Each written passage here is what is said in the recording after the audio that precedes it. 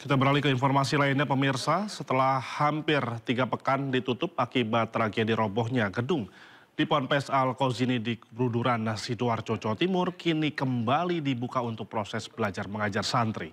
Sejumlah santri dari sejumlah daerah juga mulai berdatangan.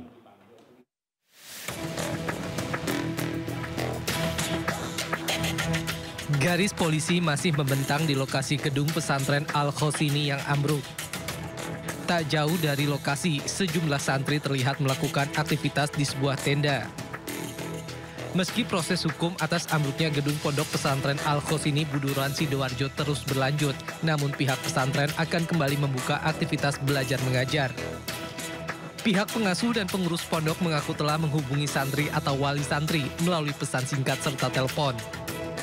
Bersamaan kabar tersebut, sejumlah santri dari berbagai daerah juga mulai berdatangan.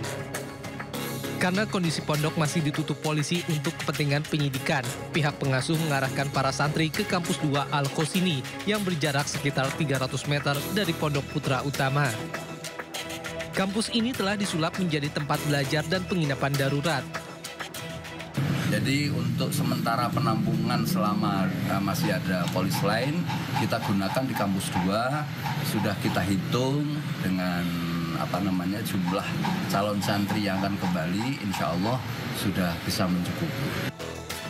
Pihak pengasuh dan pengurus Ponpes Al-Qausini menjamin aktivitas belajar mengajar santri tidak akan mengganggu proses penyidikan yang dilakukan di Treskrimsus Polda Jawa Timur. Dari Sidoarjo, Jawa Timur, Pramono Putra, iNews melaporkan.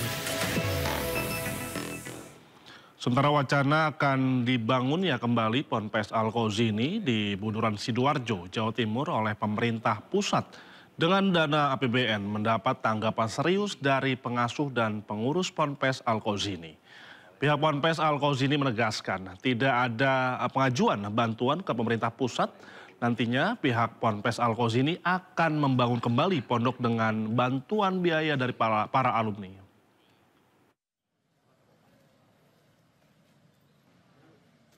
Wacana akan dibangunnya kembali Ponpes Al-Qausini Buduran, Sidoarjo oleh pemerintah pusat dengan dana APBN pasca ambruknya bangunan musola Ponpes Al-Qausini yang menelan korban jiwa 63 santri mendapat tanggapan serius dari pihak pengasuh dan pengurus Ponpes. Melalui juru bicara Ponpes, Kiai Haji Zainal Abidin, pihak pengasuh dan pengurus Ponpes Al-Qausini menegaskan, hingga saat ini tidak ada pengajuan bantuan dari pihak pengurus pondok untuk membangun kembali Ponpes Al-Qausini yang ambruk 29 September 2025 lalu.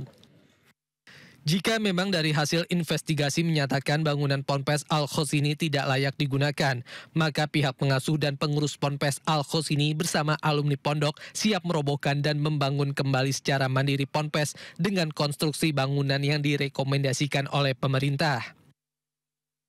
Kami tegaskan bahwa pihak pondok pesantren tidak pernah membuat proposal dan tidak pernah mengajukan terhadap pembangunan pondok pesantren Al-Qausini. Kalaupun misalnya pemerintah merasa perlu hadir dalam proses ini, sangat kami terima. Misalnya dalam set plan-nya, dalam memberikan rancangan konstruksi sesuai dengan standar nasional. Sementara Menteri Koordinator Bidang Pemberdayaan Masyarakat Muhaimin Iskandar akan membantu perihal perizinan konstruksi untuk menjamin keamanan penggunaan gedung. Menteri Pekerjaan Umum akan melanjutkan proses audit dan pendampingan pesantren-pesantren yang rawan, terutama ancaman ketidaknyamanan belajar karena keamanan gedung. Selain audit, akan dibantu proses perizinan yang harus diurus dengan berbagai mekanisme yang akan lebih disempurnakan. Ini sekaligus menjadi bagian dari upaya peningkatan kompetensi dan pendidikan vokasi di lingkungan pesantren. Tim Liputan iNews melaporkan. Gaduh soal pembangunan kembali Ponpes Al-Qausini dengan dana APBN menjadi sorotan. Ketua MUI menyebut penggunaan dana APBN untuk pesantren adalah hal yang wajar. Lantaran peran pesantren maksud kami yang sudah membantu pemerintah dalam pemerataan pendidikan. Berikut cuplikan dialog rekan jurnalis Indonews Pung Purwanto dan Gaib Maruto Sigit dalam program To The Point aja. Soal kesetaraan ya, kita nggak minta diistimewakan. Yang sekolah di pesantren itu kan juga anak negeri. Betul. Anak Indonesia yang akan memimpin Indonesia juga. Apa bedanya dengan anak yang masuk di negeri? Mulai dari fasilitas gurunya juga, kemudian fasilitas belajarnya. Nah, dikotomis antara negeri dan swasta yang tajam ini menurut saya perlu diakhiri oleh pemerintah. Karena seperti saya ini tinggal di Depok.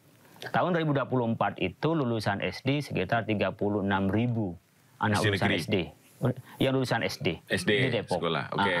Yang bisa ditampung oleh pemerintah itu sekolah negeri itu hanya sekitar 12.000 sampai 15.000 dengan sekolah rakyat itu. Nah, berarti kan ada masih sekitar 20-an ribu. Kemana mereka itu Kemana? Mereka itu ditampung di pesantren-pesantren itu, sekolah-sekolah swasta itu. Sementara mereka mendapat pendidikan wajib 12 tahun kan kewajiban pemerintah. Undang-undang ya? Undang-undang. Harusnya ini kan kalau APBN enak banget APBN. Lah memang untuk siapa APBN? Yang ini ya, yang di Sidoarjo ya? Iya. Jadi perdebatan. Jangan APBN, saya tanya, memang APBN buat apa? Orang yang sudah bisa kontribusi ke Hasyim Asy'ari itu alumni dari Al-Qausini.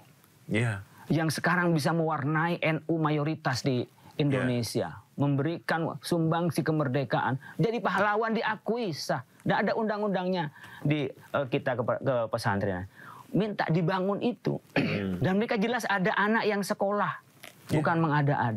Dibilang, waduh kok enaknya APBN. Memang untuk kantong pribadi. Dan tanahnya bukan tanah milik kiai loh. Tanah wakaf. Tanahnya tanah wakaf.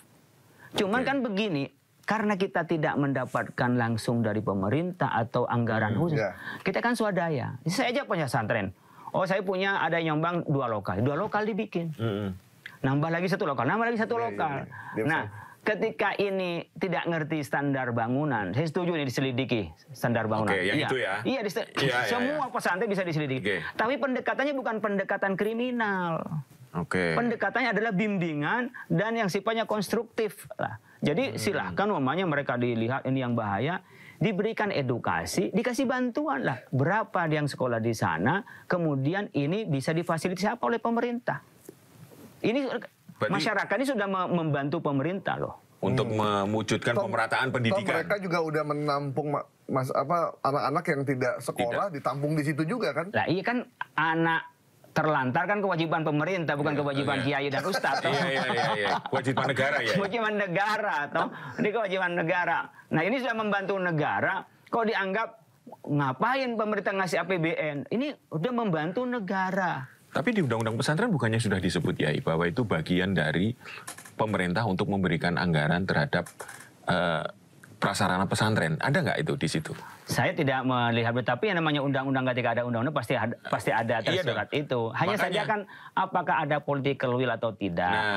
Janji dulu kayaknya ada dana abadi untuk pesantren. Ada pesantren itu gimana itu sekarang? Saya belum melihat efektivitasnya ya. Sejauh mana efektivitas dari... Setelah mangkrak bertahun-tahun, tiang monorail yang berdiri kokoh di sepanjang wilayah Kuningan, Jakarta Selatan akan dibongkar. Sesaat lagi di Sindo Siang.